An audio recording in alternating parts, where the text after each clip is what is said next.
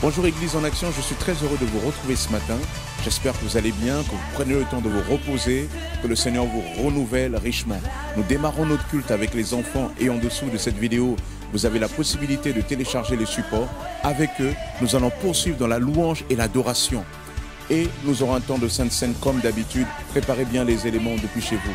Nous ouvrirons la parole de Dieu, une parole qui est là pour nous éclairer, pour nous fortifier. Que le Seigneur vous bénisse, que le Seigneur vous fortifie. Restez connectés en Jésus.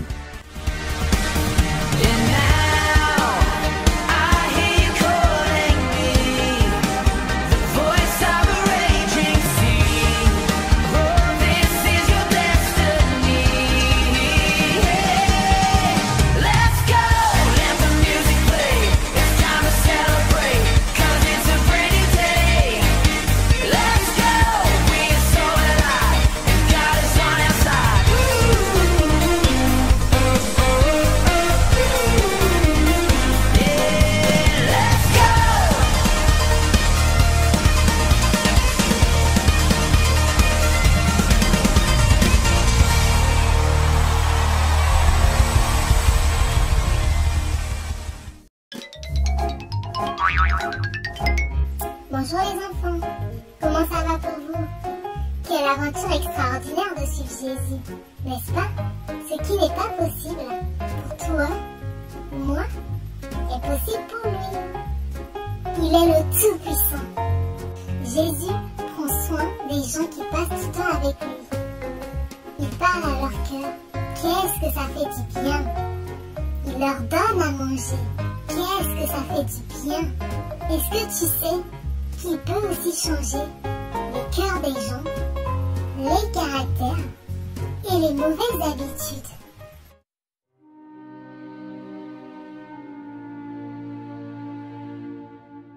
Jésus a rencontré beaucoup de personnes et a accompli beaucoup de miracles pendant ses 3 années de ministère. Une fois, il a rencontré un homme de petite taille mais très connu. Il s'appelle Zachée. Et il y a 2 choses que vous devez savoir. 1, il était riche. 2, il était petit. Zachée était riche parce qu'il trichait en collectant plus d'impôts aux gens qu'il ne devait. À cause de cela, presque tout le monde dans la ville détestait Zachée. Un jour, alors que Jésus enseignait, la foule était rassemblée autour de lui. Zachée avait très envie de le voir, car il avait entendu parler de toutes les choses merveilleuses que Jésus avait faites. Les rues étaient remplies et la curiosité de Zachée grandissait de minute en minute. Zachée essayait de trouver une place au milieu des autres pour au moins apercevoir Jésus, mais il était trop petit pour voir. Il y avait trop de personnes et les gens étaient trop grands. Finalement, Zachée a choisi une autre solution. Il s'est précipité sur le chemin que Jésus devait emprunter. Il a trouvé un sycomore et est grimpé sur une branche. Tout à coup, Zachée s'est senti nerveux. Jésus arrivait vers lui et il était coincé sur un arbre comme un rat pris au piège. Il allait sûrement pas manquer de le voir. En effet, Jésus s'est arrêté au pied du sycomore. Il a levé les yeux. Il a souri et lui a dit « Zachée, dépêche-toi de descendre, car aujourd'hui, je vais rester chez toi. » Imagine la surprise de Zachée quand il entendit ça. Jésus allait venir dans sa maison. Zachée s'est précipité à terre pour montrer le chemin à Jésus. Il était tellement excité. Les passants et les chefs religieux étaient choqués. Comment est-ce que Jésus, qui est un maître de la loi, peut aller manger avec un voleur comme Zachée? Les chefs religieux avaient raison. Jésus mangeait avec des pécheurs. Il a rendu visite à Zachée pour lui enseigner la vérité et lui montrer comment servir Dieu et lui obéir. Les autres chefs religieux s'inquiétaient de leur propre réputation au lieu de montrer l'amour de Dieu aux gens. Zachée a reconnu qu'il avait péché en volant de l'argent aux gens. Il était triste et se sentait désolé. Après avoir reçu l'amour et le pardon de Jésus, il lui dit « Regarde, je vais donner la moitié de mes biens aux pauvres, et à tous ceux à qui j'ai pris plus, je leur rendrai 4 fois ce que je leur dois. » Jésus pardonna à Zachée et dit « Aujourd'hui, le salut est entré dans ta maison. » Et ce jour-là, Jésus a montré l'amour de Dieu pour Zachée et comment cela a changé sa vie. Rien n'est plus puissant que cet amour. Dans cette histoire, Jésus s'intéresse à un homme qui a de gros problèmes. Zachée est petit de taille. Et oui, c'est sûr, depuis longtemps, les gens se moquent de lui. Hé, le tout petit! Hé oh, le rikiki! Mais aussi, à cause de son travail, les gens ne l'aiment pas. Il doit récolter l'argent des impôts. Sans doute, très en colère, que personne ne l'aime, Zachée commence à voler de l'argent aux gens. Pour se venger, il va faire payer cher, très cher, très cher.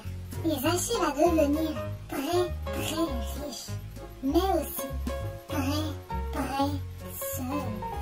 Jésus vient et veut entrer dans la maison de ce voleur. Comment est-ce possible? Jésus choisit d'entrer chez Zachée pour l'aider à voir ce qui ne va pas. Il lui explique comment vivre dans la vérité, comment obéir à Dieu. Zachée peut alors voir comment il s'est trompé. Il a accepté de changer sa façon de vivre et répare le mal qu'il a fait. Maintenant, il sera un homme nouveau, car Jésus a changé son cœur. Si tu sens dans ton cœur que tu dois changer ta façon de faire et réparer le mal que tu as fait, alors écoute et obéis, car c'est la voix de Dieu qui te parle. Seul Jésus est tout puissant et peut faire ce miracle de changer ton cœur, ton caractère et tes mauvaises habitudes. Lève-toi pour chanter, puis retrouve tes activités. J'espère que tu les as imprimées.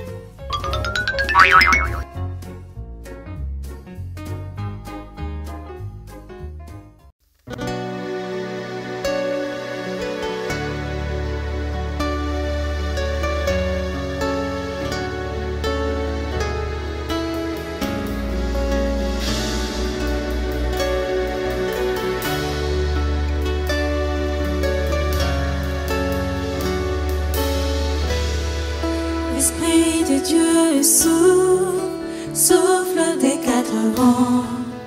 Nous t'attendons, souffle Esprit de Dieu, embrase ton Église, révèle-nous le vrai. Souffle Esprit de Dieu, nous avons besoin de toi. Esprit de Dieu, souffle des quatre vents. Souffle des quatre vents. Nous t'attendons, souffle Esprit de Dieu, embrase ton Église, révèle-nous le vrai. Souffle Esprit de Dieu, nous avons besoin de toi. Ce que l'œil n'a point vu, l'oreille n'a pas entendu, Esprit tu le sais, oui tu le sais, ce qui est réservé par Dieu à tous ceux qui l'aiment. Esprit tu le sais, oui tu le sais. Ce que l'œil n'a pas vu, l'oreille n'a pas entendu, Esprit tu le sais, oui tu le sais, ce qui est réservé par Dieu, tous ceux qui l'aiment, tous ceux qui l'aiment. Esprit tu le sais, oui tu le sais, oui tu le sais. Alors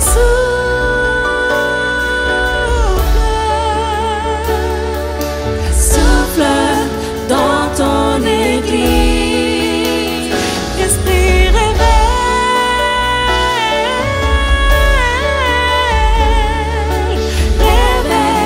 le cœur de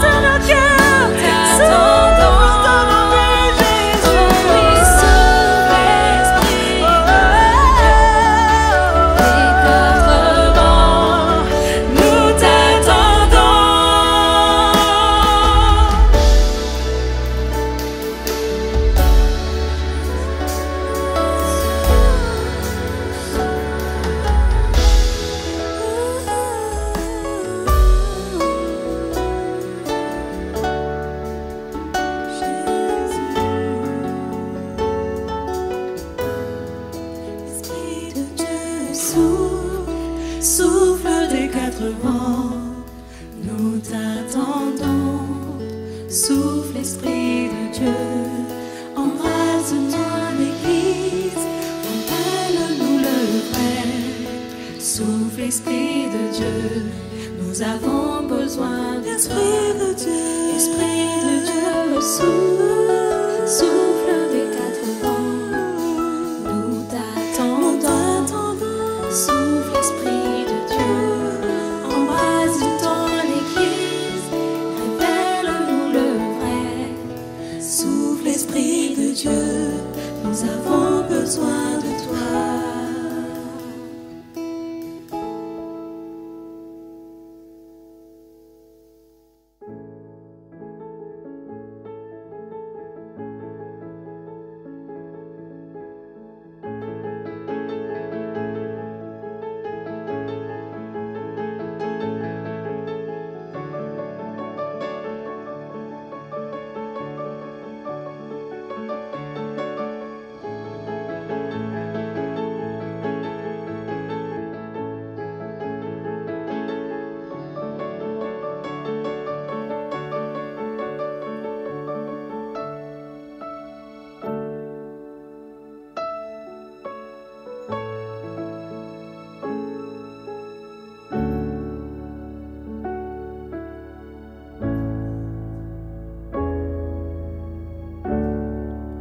L'atmosphère change maintenant,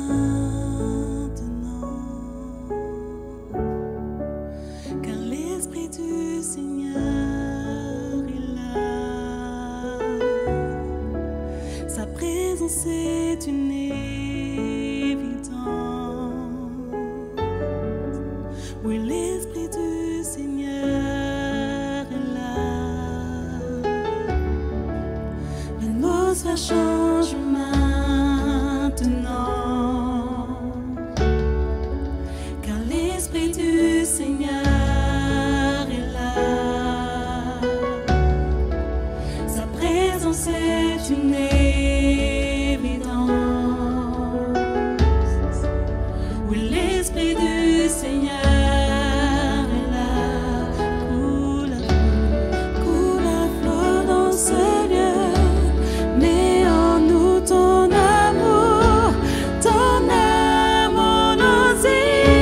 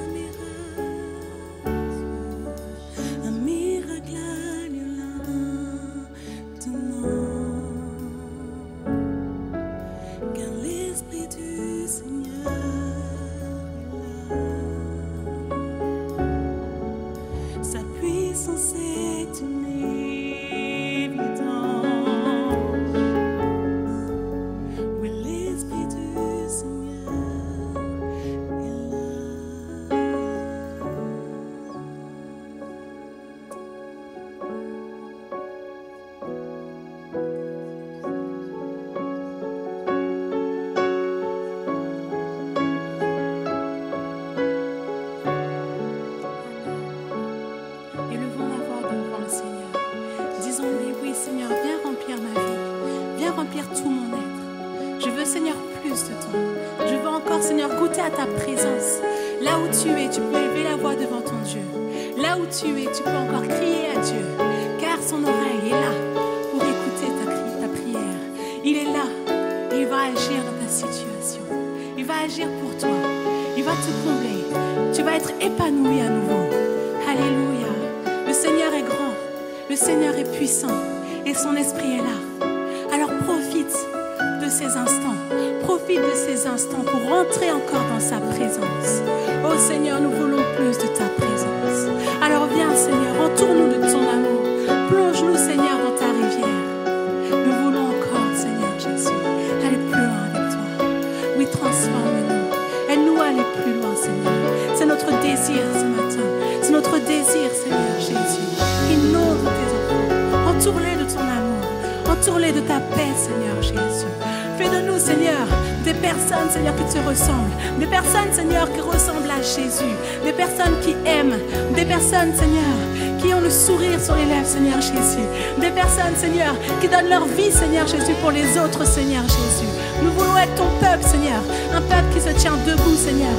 Un peuple qui va, Seigneur, dans les villes, Seigneur Jésus. Annoncer la nouvelle de Jésus. Annoncer, Seigneur, que tu es mort à la croix. Annoncer, Seigneur Jésus, que tu as donné ta vie pour chacun de nous.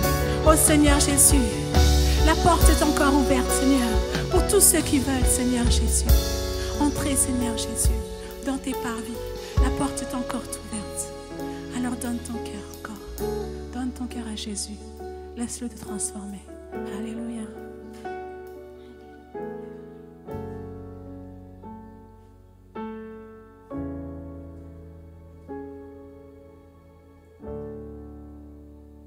Bienvenue à tous dans ce temps de Sainte Seine que nous voulons partager ensemble dans les différents lieux où nous sommes.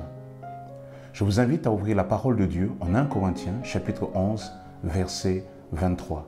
Lisons ensemble. Car j'ai reçu du Seigneur ce que je vous ai enseigné. C'est que le Seigneur Jésus, dans la nuit où il fut livré, prit du pain. Et, après avoir rendu grâce, le rompit et dit, « Ceci est mon corps qui est rompu pour vous. Faites ceci en mémoire de moi. » De même, après avoir soupé, il prit la coupe et dit, « Cette coupe est la nouvelle alliance en mon sang. Faites ceci en mémoire de moi toutes les fois que vous en boirez.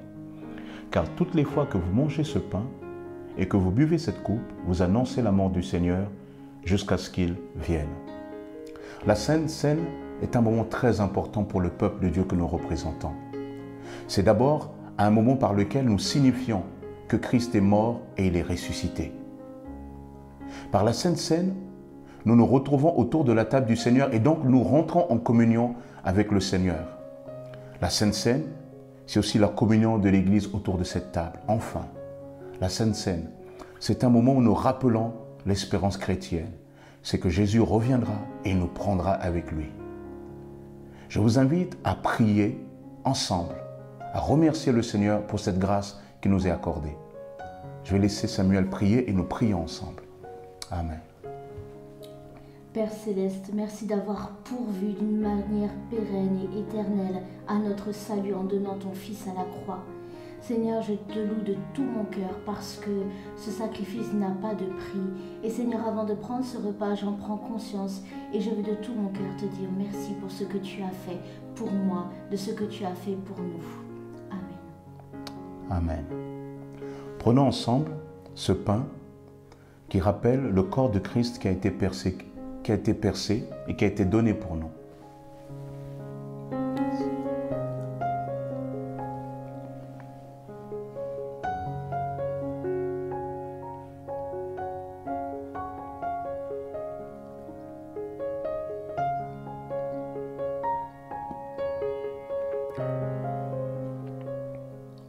Je vous invite aussi à partager le vin qui symbolise le sang de Christ qui a coulé pour le pardon de nos péchés.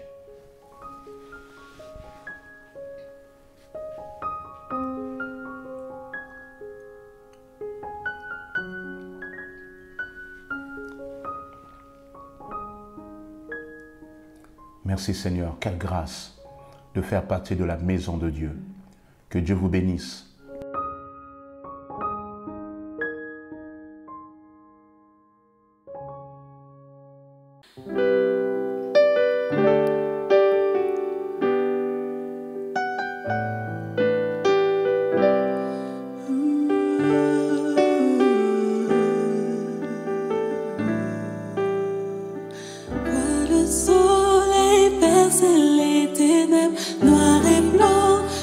Se change en couleur, mon sauveur, oui tu fais toutes choses nouvelles.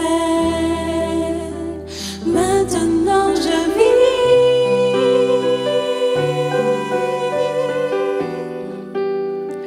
maintenant je vis, oh, maintenant je vis.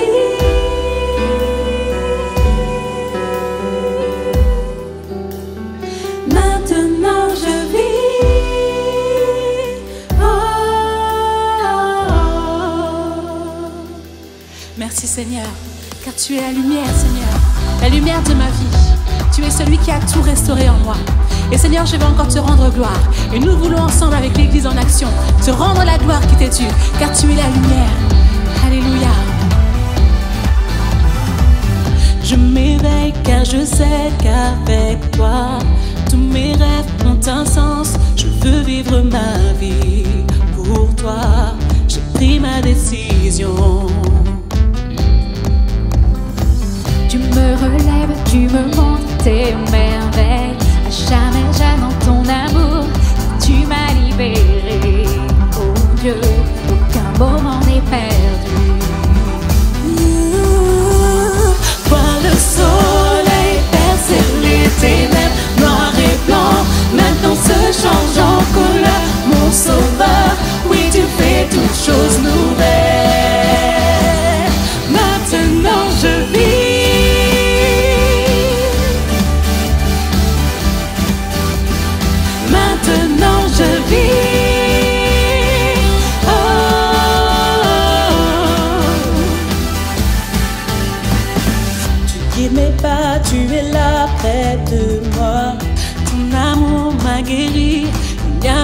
vivre avec toi. Cette vie que tu m'offres, je choisis.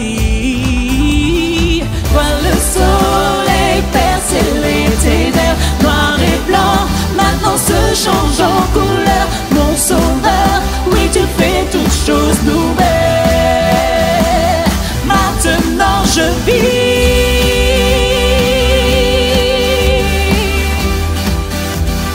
Maintenant je vis.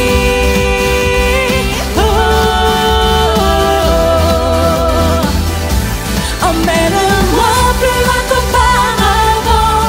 En ton amour je prends mon essor. Ta liberté est une porte ouverte. Tu es tout pour moi et plus encore.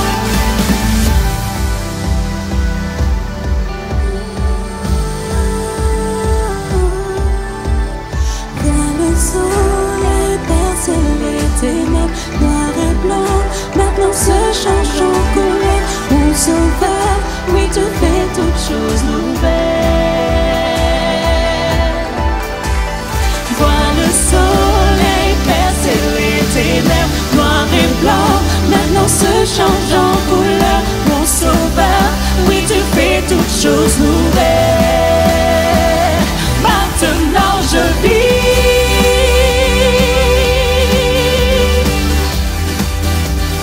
Maintenant je vis. Oh, oh, oh. Emmène-moi plus loin qu'auparavant. En ton amour je prends mon essor. En liberté est une porte ouverte. Tu es tout pour moi et plus encore. Emmène-moi plus loin qu'auparavant. En ton amour je prends mon essor. Ta liberté est une porte ouverte. Tu es tout pour moi et plus encore. Vois le soleil percer les ténèbres, noir et blanc, maintenant se change en couleur. Mon sauveur, oui tu fais toutes choses nouvelles. Maintenant je vis.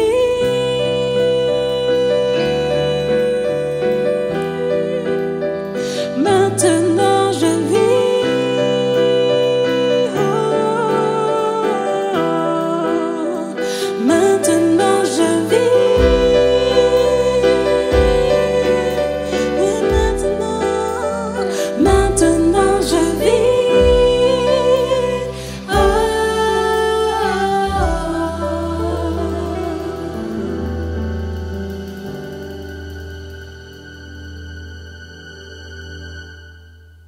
Bonjour à tous, je suis très heureux de vous retrouver ce matin autour de la parole de Dieu. Nous allons ouvrir la parole de Dieu en Matthieu, chapitre 13, versets 24 à 43. Nous lirons dans un premier temps des versets 24 au verset 30. Lisons ensemble. Il leur proposa une autre parabole. Le royaume des cieux ressemble à un homme qui avait semé une bonne semence dans son champ. Mais pendant que les gens dormaient, son ennemi vint, sema de la mauvaise herbe parmi le blé et s'en alla. Lorsque le blé eut poussé et donné du fruit, la mauvaise herbe apparut aussi.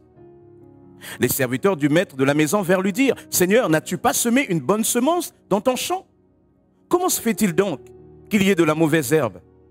Il leur répondit, « C'est un ennemi qui a fait cela. » Les serviteurs lui dirent, « Veux-tu que nous allions l'arracher ?» Non, dit-il, de peur qu'en arrachant la mauvaise herbe, vous ne déraciniez en même temps le blé.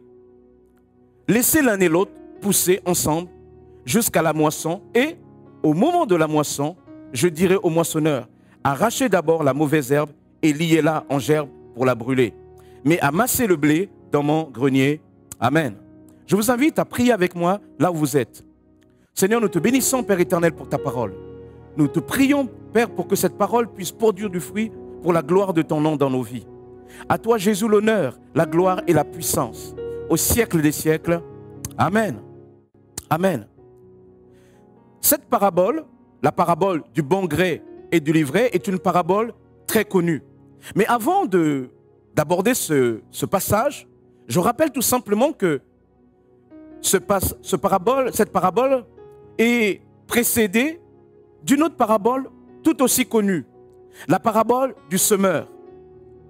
Jésus nous dit qu'un semeur sortit pour semer, et voici que cette semence, cette parole de Dieu, le long du chemin, va rencontrer toutes sortes de terres, principalement 4 terres. La première terre, c'est le long du chemin. Et Jésus va expliquer que ces différentes terres-là symbolisent en fait la réaction que nous, en tant qu'êtres humains, nous avons face à la parole de Dieu.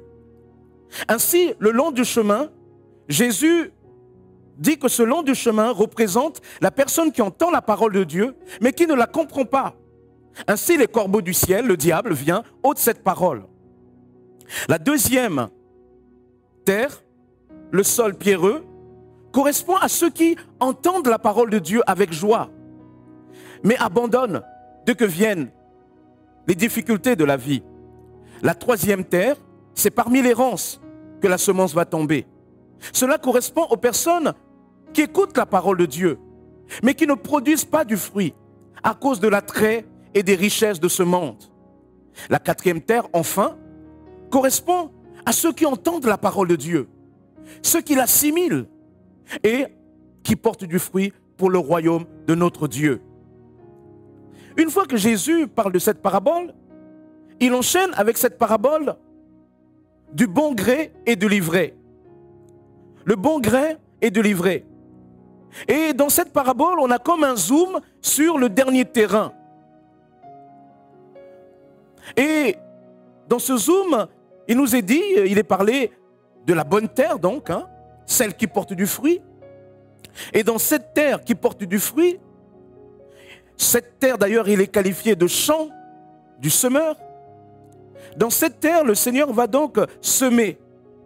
Et il va semer, le texte nous précise, de la bonne semence. De la semence qui convient. Donc la question n'est pas la semence. Ici, la question n'est pas la terre. Mais voici qu'après avoir semé la bonne semence sur la bonne terre, pendant que les gens dormaient, l'ennemi vint, nous dit-il, sema de la mauvaise herbe parmi le blé et s'en alla. Lorsque le blé eut poussé et donné du fruit, la mauvaise herbe apparut aussi. Et à partir de là, les serviteurs sont surpris qu'une telle chose puisse arriver, puisqu'ils savent que c'est le champ de leur maître. Ils savent que la semence est bonne. Alors ils ne comprennent pas comment dans le champ du maître, avec une bonne semence, il puisse apparaître des mauvaises herbes. Alors ils interrogent le maître. Seigneur, n'as-tu pas semé une bonne semence dans ton champ? Comment se fait-il donc qu'il y ait de la mauvaise herbe? Le maître répondit, c'est l'ennemi qui pendant la nuit est venu semer de la mauvaise herbe. Alors par réaction, les serviteurs demandent, veux-tu maître que nous arrachions cette mauvaise herbe? Et la réponse du Seigneur est vraiment surprenante.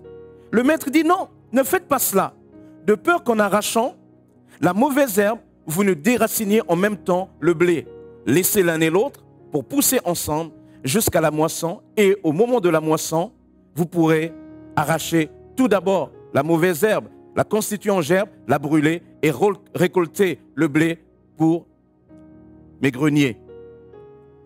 On est surpris ici de la réaction du maître de la maison. Quel est le sens donc de cette parabole?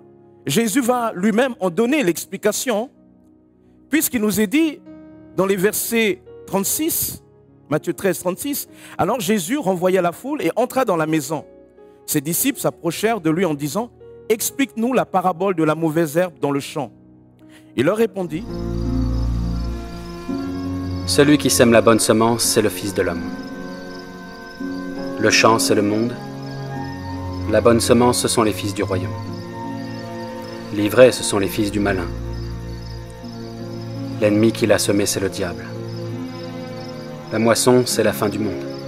Les moissonneurs, ce sont les anges.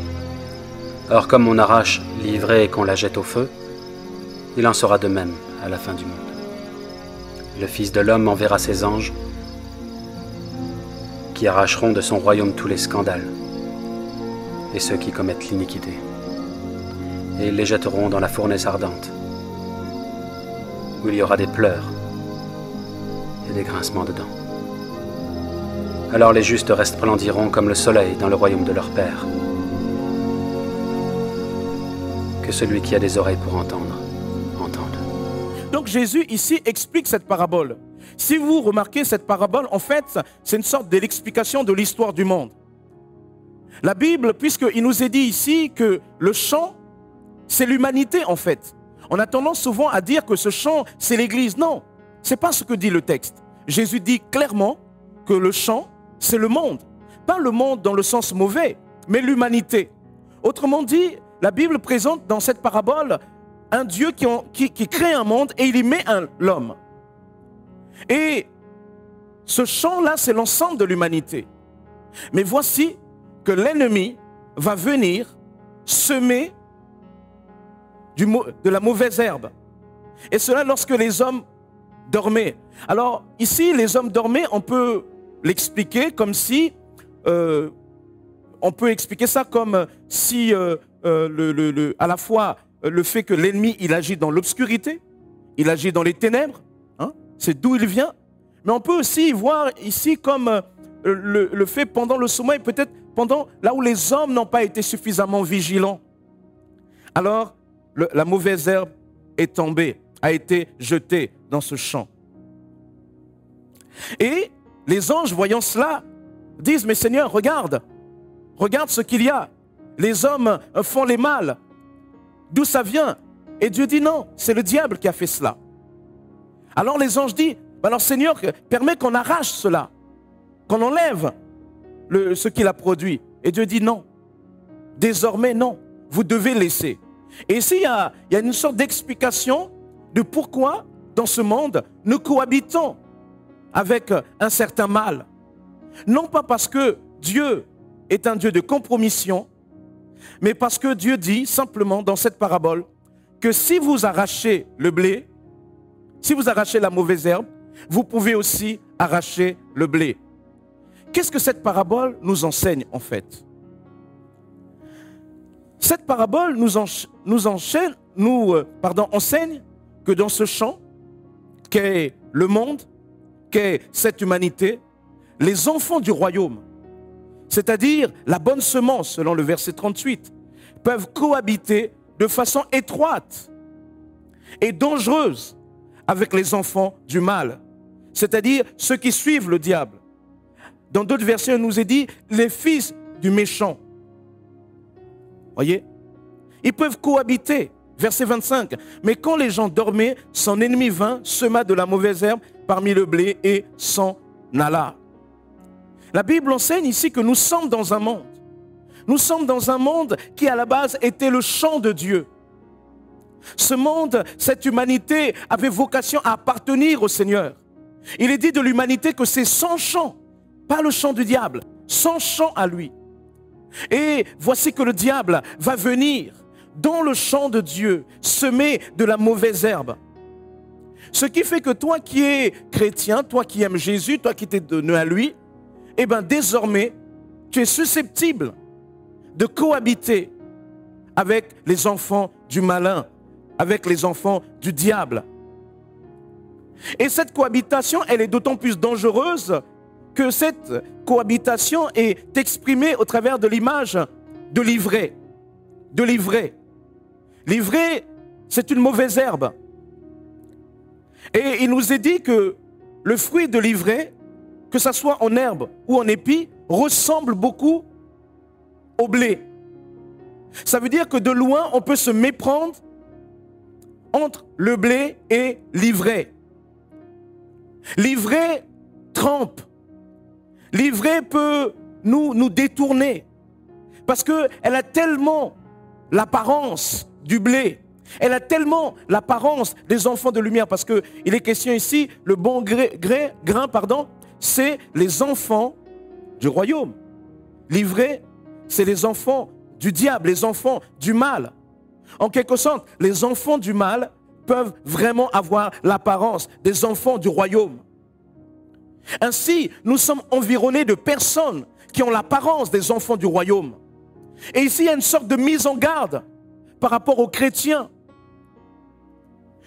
Souvent, les personnes que tu écoutes, qui peuvent avoir l'apparence de serviteurs, servantes de Dieu, ne le sont pas. Alors, je ne veux pas créer dans nos cœurs une sorte de peur panique, de suspicion. Mais ici, il y a une interpellation de Dieu par rapport aux personnes que nous écoutons, par rapport à ceux qui nous environnent, par rapport à ces personnes qui viennent souvent avec l'apparence de la piété, avec l'apparence des enfants du royaume, mais qui en fait sont délivrés. Ces personnes que tu écoutes, sont-ils véritablement des serviteurs de Dieu? Sont-ils véritablement des enfants du royaume? Ou sont-ils en fait livrés? Qu'est-ce que c'est que livrer? C'est intéressant là aussi l'image de livrer. Sachez par exemple que livrer, ça vient du latin ébréitas, du latin ébréitas ou ivresse. Parce que livrer reflète des propriétés enivrantes. Il y a un autre mot pour parler de livrer. Si le latin utilise ébréitas, le grec utilise le mot zizanion. Zizanion qui a donné zizanie. C'est un mot d'origine sémitique qui signifie la division. Donc vous voyez que le type de choses que peut produire livrer. Livrer à la fois a cette caractéristique de nous enivrer, mais au final crée la zizanie. C'est-à-dire qu'en tant que chrétien, tu peux être environné de personnes qui peuvent avoir l'apparence des enfants du royaume, mais qui est du coup par leur parole, parce qu'il dit, tu es comme enivré. Ça veut dire que tu perds le contrôle, tu n'écoutes que, tu ne réfléchis pas. Ils te disent de faire, tu fais. Mais Dieu dit non, tu dois réfléchir, tu dois être connecté à lui. Souvent tu écoutes comme un mouton et Dieu dit tu dois faire attention.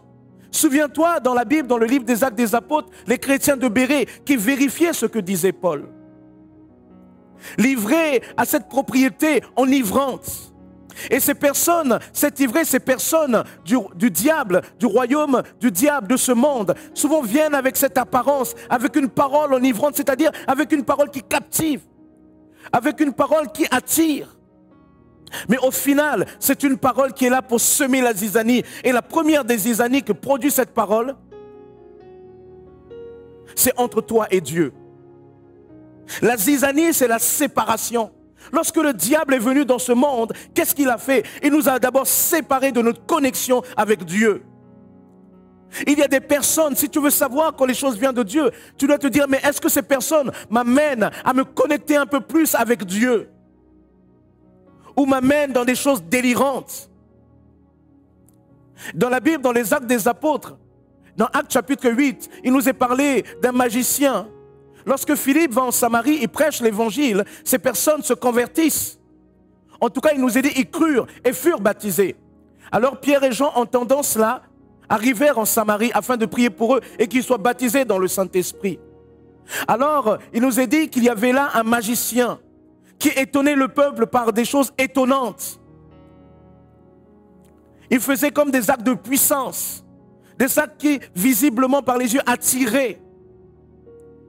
Et lorsqu'il va voir que Pierre et Jean, il nous est dit, lorsqu'il vit Pierre et Jean, que l'Esprit était donné par l'imposition des mains, parce que lorsque Pierre et Jean priaient pour les Samaritains, ils voyaient des choses extraordinaires. Alors il va prendre l'argent, il va dire à Pierre et Jean, donnez-moi aussi, tenez l'argent, donnez-moi aussi ce pouvoir.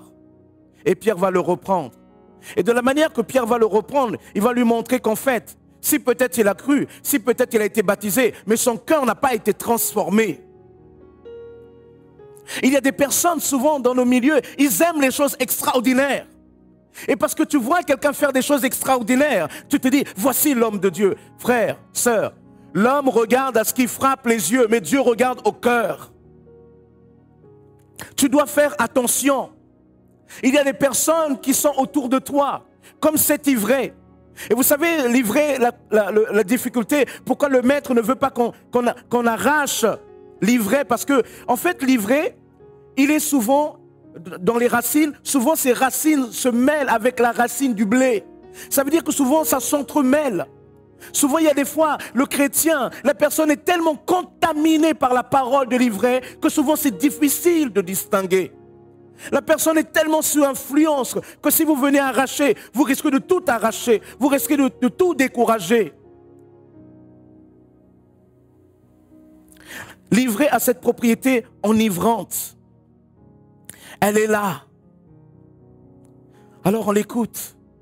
Et il y a des personnes souvent qui sont comme ivres de paroles d'autres. On leur dit, cette personne est là-bas, il y a une réunion. Oh, j'y vais. Elle fait ça. Et frères et sœurs, et là je dis même aussi bien à nos jeunes que nos adultes, faites attention, faites attention. Il n'y a rien au-dessus de la parole de Dieu. Il y a des fois, on voit sur Internet des gens qui se prétendent d'un certain ministère faire de toutes sortes de pratiques. Avec cette huile-là, il y a ceci, avec cette eau-là, parce que ceci. Frères et sœurs, le royaume de Dieu, ce n'est pas l'huile, l'eau ou le vêtement. Le royaume de Dieu, c'est la connexion avec Jésus-Christ. Amen. L'autre caractéristique de l'ivraie, c'est que l'ivraie exprime aussi la zizanie. Au final, lorsque vous êtes au contact trop de l'ivraie, alors vous êtes divisé. D'abord avec votre Dieu parce que vous commencez à perdre la qualité de votre connexion. Mais souvent, ces personnes-là commencent à être déconnectées de leur église. Dis-toi, toi qui ne viens pas à l'église, pourquoi tu ne viens plus à l'église? Pourquoi tu ne te réunis plus avec tes frères et sœurs? Pourquoi aujourd'hui tu es si critique? Tu verras et tu te rendras compte. C'est parce que tu as laissé ton cœur être connecté avec d'autres paroles, être sous l'influence d'autres paroles. Et ces paroles-là t'ont dissuadé. T'ont dissuadé sur la richesse, sur l'importance de la communauté. Parce que qu'on le veuille ou non, quelle que soit l'imperfection de ce qu'on appelle l'église, Christ, il a quand même dit que c'est au sein de cette église que les dons spirituels et que toutes ces choses vont être communiquées.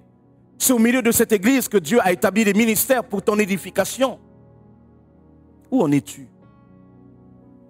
Est-ce que tu es ce chrétien qui est un peu à courir partout? Où en es-tu? Où en es-tu? Qu'est-ce que l'ivraie? C'est l'ivresse. C'est la zizanie.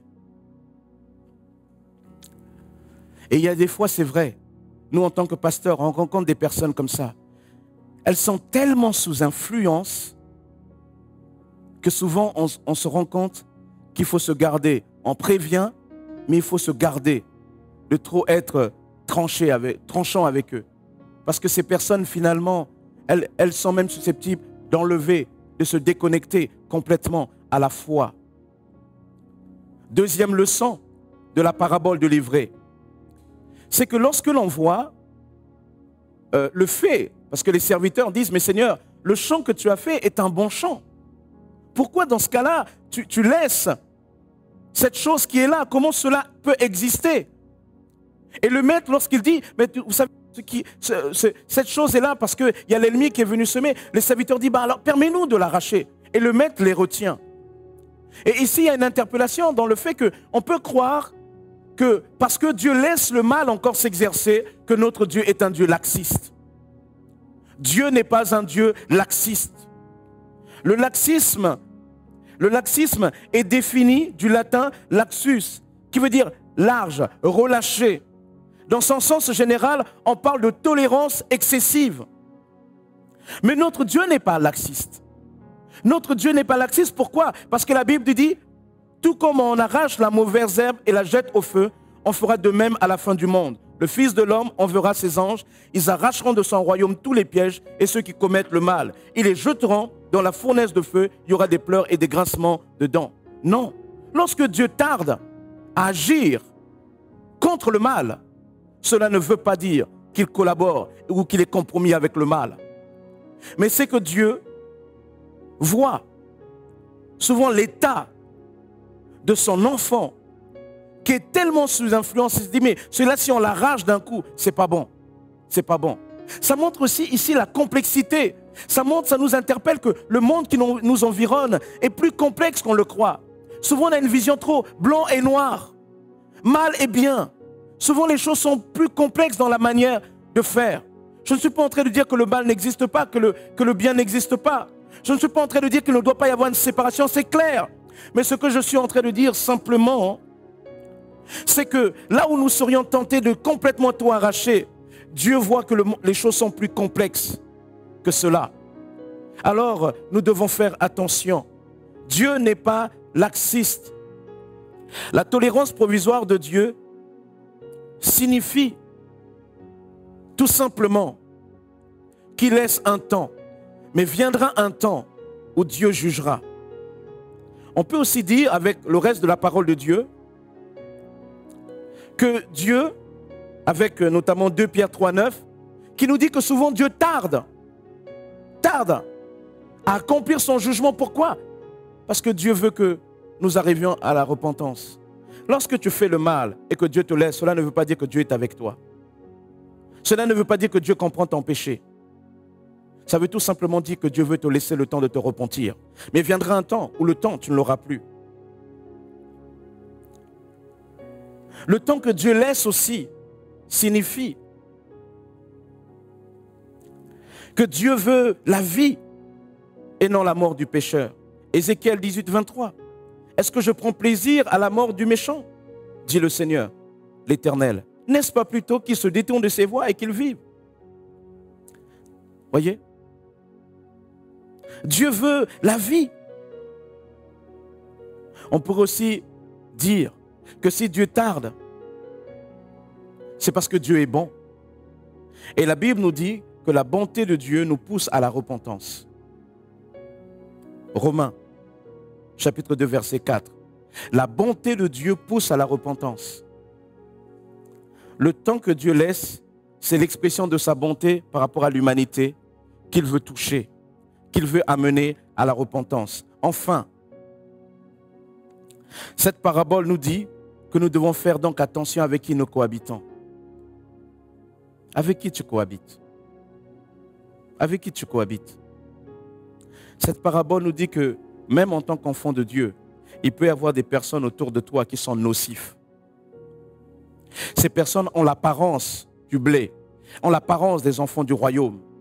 Mais au final, ces personnes sont nocives pour toi. Tu dois faire attention avec qui tu cohabites. Lorsqu'on est jeune et qu'on est adolescent et un peu au-delà, on aime bien le groupe. Mais vous savez, lorsqu'on aime Jésus, on apprend aussi à s'éloigner du groupe lorsque le groupe nous emmène hors des pas de Dieu. Lorsque je me suis converti, j'avais l'habitude de certaines choses avec mes amis. Et lorsque je me suis converti, je me suis dit non, mais je peux rester avec eux. En tout cas, certains de ces amis. Mais j'ai vu que eux, leur cœur était voué tout le temps à cette pratique pécheresse. Alors il a fallu que je prenne position. Je ne suis pas ici en train de dire qu'on doit abandonner tous nos amis. Mais il y a des personnes qui sont nocives pour notre foi. Et tu dois faire des choix. La parabole du semeur nous dit, Dieu t'a mis dans ce monde. Et dans ce monde où Dieu t'a mis, tu dois faire attention à ce qui t'environne. Parce que c'est d'autant plus trompeur que cette chose a l'apparence des enfants du royaume. C'est d'autant plus trompeur, comme livrés, ils peuvent avoir une attitude, une parole qui enivre, qui nous fait perdre souvent la raison.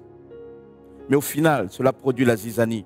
La zizanie, c'est cette séparation d'abord entre toi et Dieu, et enfin avec tes frères et sœurs, et souvent avec ton environnement. Je ne comprends pas des personnes qui se réclament de Christ et qui sont tout le temps en conflit avec tout le monde. Mais j'ai observé que souvent ces personnes-là, c'est parce qu'elles sont souvent sous l'emprise de toutes sortes de doctrines. Frères, sœurs, il faut revenir à la maison. Revenir à la maison, c'est revenir à la parole de Dieu. Je t'invite à prier avec moi maintenant. Prions. Seigneur, nous te bénissons, Père éternel, pour ce que tu es. Nous te bénissons pour ce que tu fais. Seigneur, merci pour ta parole qui nous éclaire et qui nous montre, Père éternel, que si notre monde est ainsi, ce n'est pas parce que tu l'as voulu, mais que pour autant tu as le contrôle sur toutes choses et qu'un jour tu exerceras ton jugement sur ce monde. Seigneur, merci pour ta patience. qui nous pousse à la repentance. Merci pour ce temps que tu nous donnes. À toi, Jésus, l'honneur, la gloire et la puissance, au siècle des siècles. Amen. Amen. Que le Seigneur vous bénisse, que le Seigneur vous fortifie. À lui soit l'honneur, la gloire et la puissance. Amen.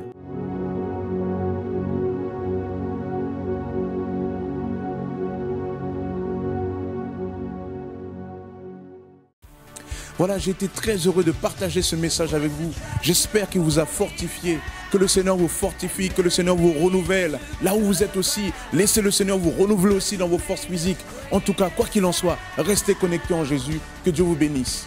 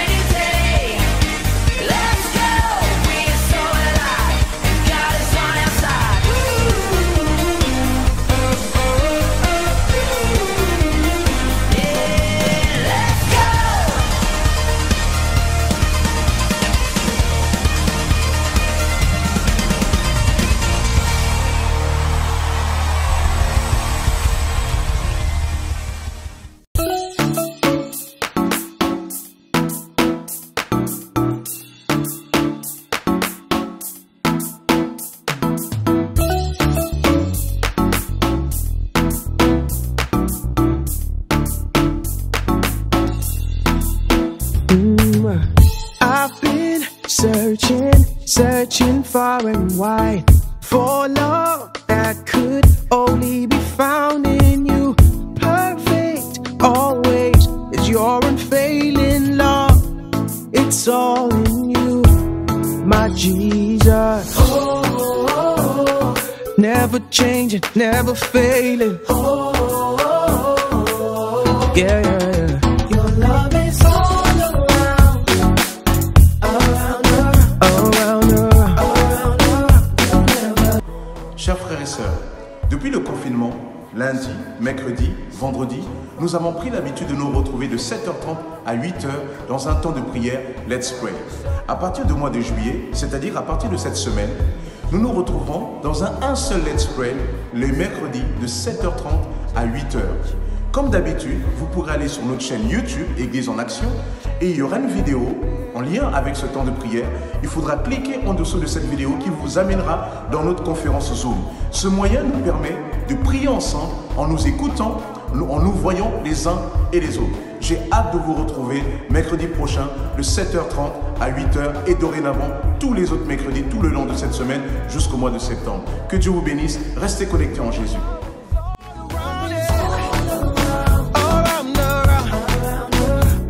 Bonjour Église en Action, vous pouvez maintenant participer de vos dons en CB ou PayPal via notre site internet www.égliseenaction.fr et vous cliquez sur le bouton Faire un don. Autre possibilité, par virement, selon les coordonnées bancaires reprises dans la description de la vidéo ci-dessous, ou par chèque à établir à l'ordre de Église évangélique d'Argenteuil ou Église en Action à envoyer au 29 boulevard Karl Marx 95 100 Argenteuil. Veuillez bien nous préciser votre adresse en ligne ou par courrier pour nous permettre d'établir votre reçu fiscal. Nous vous remercions pour votre générosité, pour votre fidélité qui sont particulièrement nécessaires durant cette période difficile que traverse notre pays. Aussi, Église en Action continue. Que Dieu vous bénisse